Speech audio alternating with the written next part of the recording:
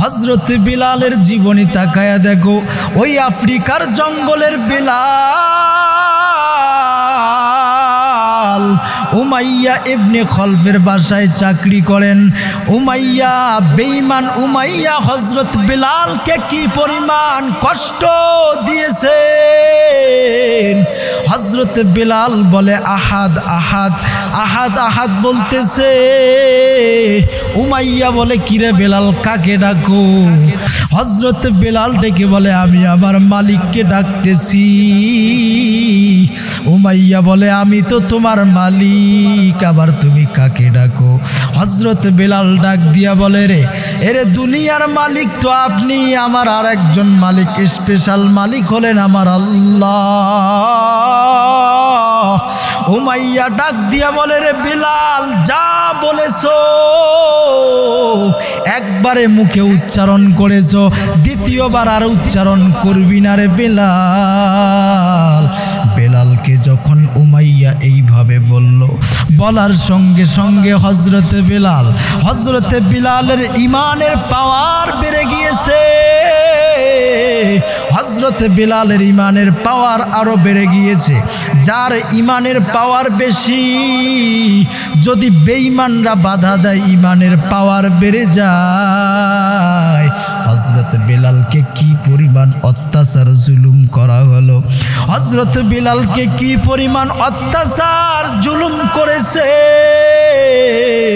হযরত বিলালকে উত্তপ্ত গরম বালির উপর হযরত বিলালকে শুয়াইয়া, হযরত বিলালকে শুয়াইয়া ঘোড়ার পিঠে বেঁধে ওই মরুভূমি এলাকার মধ্যে গরম বালির উপরে হযরত বিলালকে ছেঁচড়ায় নিয়েছে। হযরত বিলালের চামড়াগুলো, শরীরের চামড়াগুলো খসে খসে পড়ে গিয়েছে। কি পরিমাণ কষ্ট হয়েছে হযরতের বিলাল। এত কষ্ট স্বীকার করার পরে হযরতে ওসমান রাস্তা দিয়ে যায়, দেখে হযরত বিলালের কি পরিমাণ কষ্ট। হযরত ওসমান আর কষ্ট সহ্য করতে পারলেন না। উমাইয়াকে ডেকে বলে রে উমাইয়া, হযরত বিলালকে আমাকে আমার কাছে বিক্রি করে দাও। হযরত বিলালের কষ্ট আর সহ্য হয় না, হযরত বিলালকে আমার কাছে তুমি বিক্রি করে দাও। উমাইয়া কয় না, বিক্রি করে দেব না।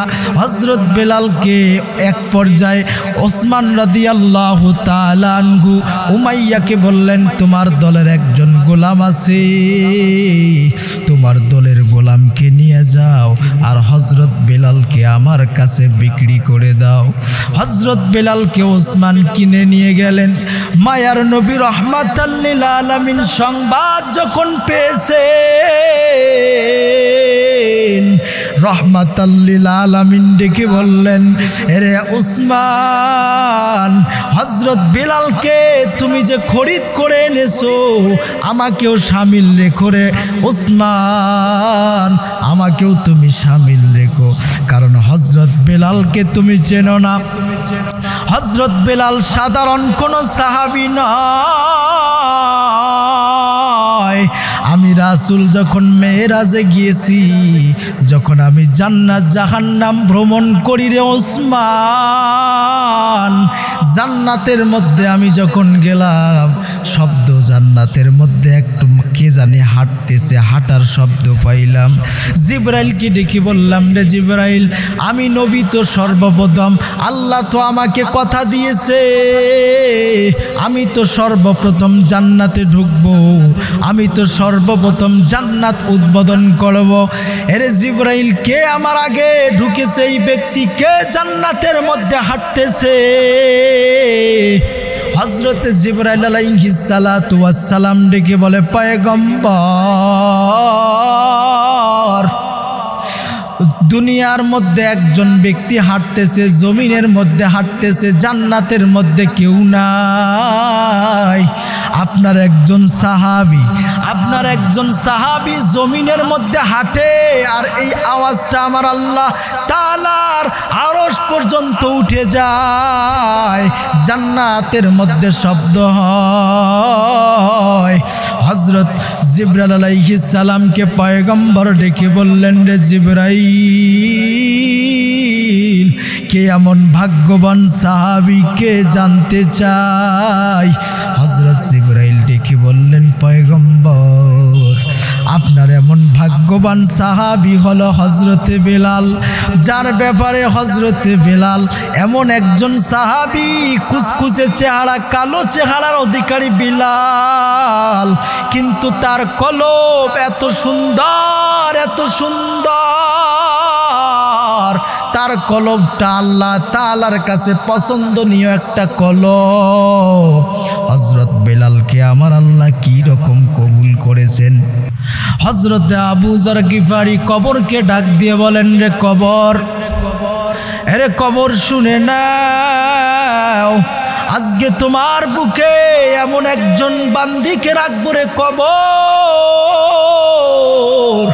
আজকে তোমার বুকে এমন একজন বান্দিকে রাখবো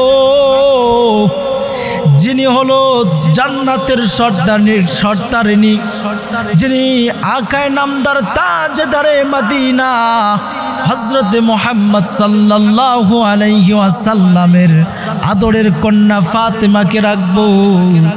এরে কবর, খবরদার যেন বেয়াদবি না হয়, খবরদার বেয়াদবি করবা না। শুধু তাই নয়, এ কবর ভালো করে শুনে নাও, আজকে তোমার বুকে এমন একজন বান্দিকে রাখবো যিনি হযরত হাসান আর হুসাইনের মা। এরে কবর, শুধু তাই নয়, আজকে তোমার বুকে এমন একজন বান্দিকে রাখবো যিনি হযরত আলী রাদিয়াল্লাহু তাআলা আনহুর স্ত্রীকে তোমার কবরে, তোমার বুকে রাখবো। খবরদার যেন বেয়াদবি না হয়। কবর ডাক দিয়ে বলে, রে আবু যর, আমি হযরত ফাতেমাকে চিনি না, আমি জান্নাতের সর্দারিনীকে আমি চিনি না, আমি পয়গম্বরের মেয়েকেও চিনি না, আমি হাসান হুসাইনের মেয়েকেও আমি চিনি না রে ভাই।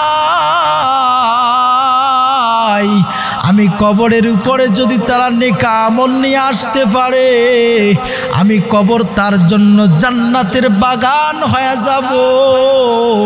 আর গুনাহ নিয়ে যদি কবরের মধ্যে চলে আসো, আমি কবর দুই পাশের মাটি এমন জোরে চাপ মারবো, চাপের সঙ্গে পাজরের হাড্ডি চুরমার হয়ে যাবে। ওই কবরের আযাব সহ্য করতে পারবা না রে ভাই। ওই কবরের আযাব যে কি পরিমাণ ভয়ঙ্কর, মায়ার নবী রাহমাতাল লিল আলামিন আমার আল্লাহ কোরআনের মধ্যে জাহান্নামের বিবরণ দিতে গিয়া মায়ার নবীর চোখ দিয়ে পানি, মায়ার নবীর চোখ দিয়ে শুধু পানি পড়ে। আর এই কবর খুব ভয়ঙ্কর কবর। 3.5 হাত মাটির ঘর সাথী নাই, বাতিরও কোনো ব্যবস্থা থাকবে না রে বাবা। ওই অন্ধকার কবরে আমল ছাড়া কোনো কিছু উপায় থাকবে না। এরে নবীর উম্মতের দল, আমল নিয়ে কবরে যাও। আমল নিয়ে যদি কবরে যাও, কবরটা তোমার জন্য জান্নাতের বাগান হয়ে যাবে। আর যদি গুনাহ নিয়ে কবরে যাও, তোমার জন্য জাহান্নামের টুকরা হয়ে যাবে। জান্নাতের টিকিট যতজন সাহাবা পেয়েছেন, এর মধ্যে আবু বকর, হযরতে আবু বকর কেমন দামি সাহাবী জানেননি? হযরতে আবু বকর মদিনাতুল মসজিদে নববীর মধ্যে হযরতে আবু বকর গভীর রাতে কান্নাকাটি করতেছেন। হযরত আবু বকরের কান্নায় মায়ার নবীর ঘুমটা ভেঙে গেল। মায়ার নবী জাগ্রত হয়ে গেলেন। জাগ্রত হওয়ার পরে হযরত পয়গম্বর মুহাম্মদ সাল্লাল্লাহু আলাইহি ওয়াসাল্লাম যখন আগায়া গেলেন, কি ব্যাপার, গিয়ে দেখে হযরত আবু বকর জান্নাতের 1 নাম্বার সাহাবী কবরের ভয়ে, জাহান্নামের ভয়ে কান্না করতেছে। মায়ার নবী ডেকে বলে, আবু বকর কেন কান্না করো? আল্লাহ তাআলা তো তোমাকে জান্নাতের টিকিট দিয়েছে, এরপর কেন কান্নাকাটি করেন রে আবু বকর? আবু বকর ডাক দিয়া বলে, মায়ার নবী আমার, আপনি তো জাহান্নামের কথা বলেছেন গো নবী। জাহান্নামের ভয়ে আমি আবু বকর, যে আবু বকর মদিনায় যখন হাঁটতেন জুতা পরে হাঁটতেন না, জুতা ছাড়াই আবু বকর হাঁটতেন। হযরত উমর ডেকে বললেন, ভাই আবু বকর, আপনার কি কোনো জুতা নাই? আপনাকে কি জুতা কিনে দেব নাকি? হযরত আবু বকর ডেকে বলে, ভাই উমর, আমার তো জুতা আছে, আমি জুতা পরে হাঁটতে বড় ভয় পাই। আমি আবু বকর যদি মদিনায় জুতা পরে হাঁটি আর আমার জুতার আওয়াজে যদি মদিনার কারো ঘুম যদি নষ্ট হয়, আর এই ঘুম নষ্ট হওয়ার কারণে আমার আল্লাহ যদি আমারে কিয়ামতের ময়দানে বিচারের সময় আমার মালিকে যদি ধরে ফেলে, আরে আবু বকর, দুনিয়ার মধ্যে আমি তোমাকে বাদশাহী দান করেছি, আমি তোমাকে খলিফা বানিয়েছি রে আবু বকর, আর তুমি তোমার জুতার পায়ের শব্দে তুমি অনেক মানুষের ঘুম হারাম করেছো, মানুষের ঘুম নষ্ট করেছো, আজকে তুমি এই কারণে জাহান্নামে চলে যাও। হযরত আবু বকর এই ভয়ে জুতা পরেন না, কি রকম বিনয়ী সাহাবী। হযরত বিলালের জীবনী তাকায়া দেখো, ওই আফ্রিকার জঙ্গলের বিলাল উমাইয়া ইবনে খলফের বাসায় চাকরি করেন। উমাইয়া, বেঈমান উমাইয়া হযরত বিলালকে কি পরিমাণ কষ্ট দিয়েছেন। হযরত বিলাল বলে, আহাদ আহাদ আহাদ আহাদ বলতেছে। উমাইয়া বলে, কিরে বেলাল, কাকে ডাকো? হযরত বিলাল ডেকে বলে, আমি আমার মালিককে ডাকতেছি। উমাইয়া বলে, আমি তো তোমার মালিক, আবার তুমি কাকে ডাকো? হযরত বিলাল ডাক দিয়া বলে, এরে দুনিয়ার মালিক তো আপনি, আমার আর একজন মালিক, স্পেশাল মালিক হলেন আমার আল্লাহ। উমাইয়া ডাক দিয়া বলে, রে বিলাল, যা বলেছো একবারে মুখে উচ্চারণ করেছো, দ্বিতীয়বার আর উচ্চারণ করবি না রে বিলাল। বেলালকে যখন উমাইয়া এইভাবে বলল, বলার সঙ্গে সঙ্গে হযরতে বিলালের ঈমানের পাওয়ার বেড়ে গিয়েছে। হযরতে বিলালের ঈমানের পাওয়ার আরো বেড়ে গিয়েছে। যার ঈমানের পাওয়ার বেশি, যদি বেঈমানরা বাধা দেয় ঈমানের পাওয়ার বেড়ে যায়। হযরত বিলালকে কি পরিমাণ অত্যাচার জুলুম করা হলো, হযরত বিলালকে কি পরিমাণ অত্যাচার জুলুম করেছে। হযরত বিলালকে উত্তপ্ত গরম বালির উপর হযরত বিলালকে শুয়াইয়া,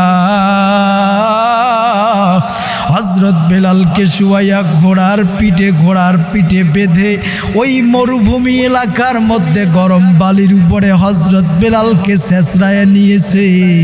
হযরত বিলালের চামড়াগুলো, শরীরের চামড়াগুলো খসে খসে পড়ে গিয়েছে। কি পরিমাণ কষ্ট হয়েছে হযরতের বিলাল। এত কষ্ট স্বীকার করার পরে হযরতে ওসমান রাস্তা দিয়ে যায়, দেখে হযরত বিলালের কি পরিমাণ কষ্ট। হযরত ওসমান আর কষ্ট সহ্য করতে পারলেন না। উমাইয়াকে ডেকে বলে, রে উমাইয়া, হযরত বিলালকে আমাকে আমার কাছে বিক্রি করে দাও। হযরত বিলালের কষ্ট আর সহ্য হয় না, হযরত বিলালকে আমার কাছে তুমি বিক্রি করে দাও। উমাইয়া কয়, না, বিক্রি করে দেব না। হযরত বিলালকে এক পর্যায়ে ওসমান রাদিয়াল্লাহু তাআলা আনহু উমাইয়াকে বললেন, তোমার দলের একজন গোলাম আছে, তোমার দলের গোলাম আলামিনকে নিয়ে যাও আর হযরত বেলালকে আমার কাছে বিক্রি করে দাও। হযরত বেলালকে ওসমান কিনে নিয়ে গেলেন। মায়ার নবী রাহমাতাল লিল আলামিন সংবাদ যখন পেয়েছেন,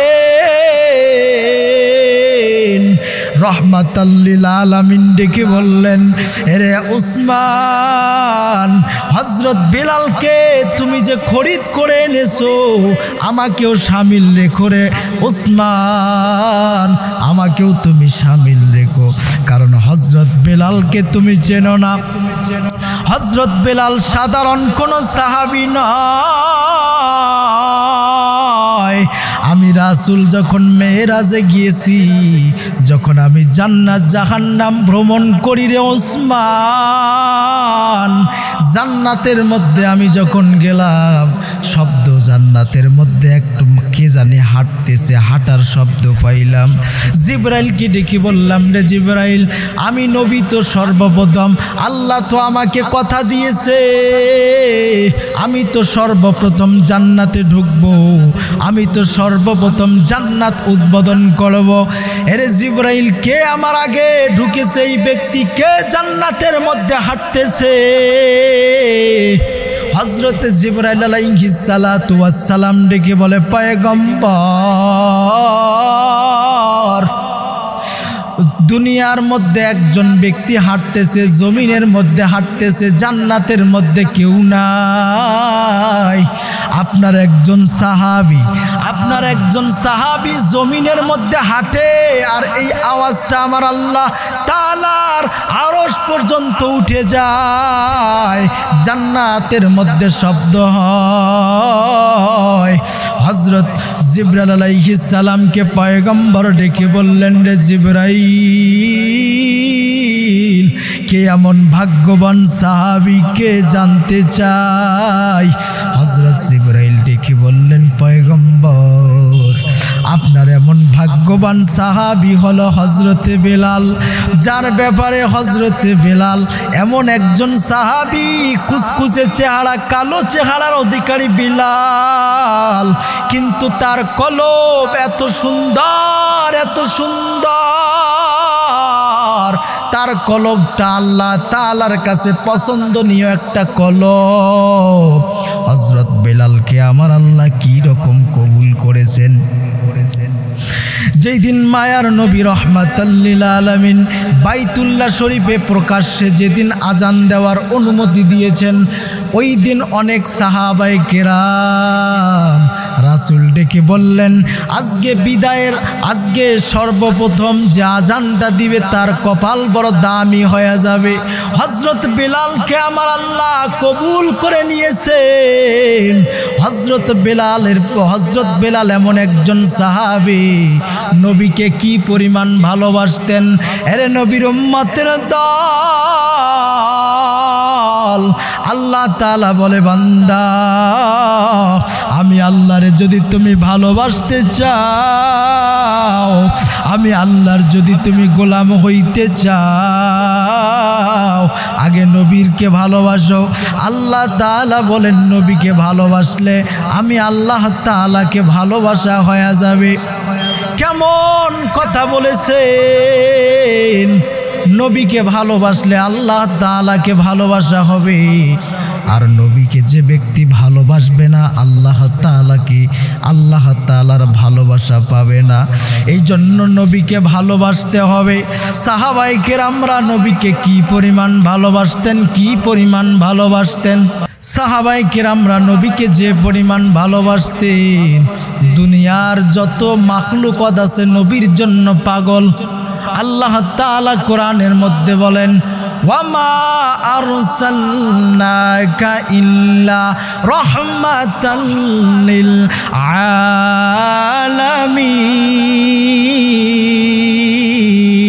আলামিন। আল্লাহ তাআলা নবীকে কি পরিমাণ ভালোবাসে, সাহাবায়ে কেরামরা যেই পরিমাণ ভালোবাসে, নবীর জন্য বনের হিংস্র প্রাণীগুলো পাগল। নবীর জন্য গাছ পাগল হয়ে গেল, বা গাছ পাগল, সাপ পাগল, বনের হিংস্র প্রাণী আমার মায়ার নবীর জন্য পাগল। আমার নবীর জন্য পাগল হয়ে গেল, আমার মায়ার নবী রাহমাতাল লিল আলামিন কি পরিমাণ দামি নবী। আমার নবীজি রাস্তা দিয়ে হাঁটতেছেন, হঠাৎ এক ইহুদি রাস্তা দিয়ে হেঁটে যায়। ওই ইহুদি ডাক দিয়া বললেন, মুহাম্মদ আপনি কি নবী? বলে হ্যাঁ আমি সত্যি নবী। কয় আমার বিশ্বাস হয় না যে আপনি নবী। কয় বিশ্বাস কেমনে করাবো, কেমনে প্রমাণ চাও, কি প্রমাণ চাও বলো। ওই ইহুদি ডাক দিয়া বলে, ওরে মুহাম্মদ তুমি যদি সত্যিকারের নবী হয়ে থাকো, ওই যে একটা বিশাল বড় গাছ দেখা যায়, ওই গাছটা যদি তোমার সামনে আইসা বলে তুমি নবী, তাহলে আমি তোমাকে পয়গম্বর হিসাবে মেনে নেব। মায়ার নবী রাহমাতাল লিল আলামিন বললেন তারপর কি করবেন? ওই গাছ যদি এসে বলে আমি নবী, তারপর কি করবেন? কয় আমি আর এক সেকেন্ডও দেরি করব না, আমি সঙ্গে সঙ্গে কালেমা পড়ে মুসলমান হয়ে যাব।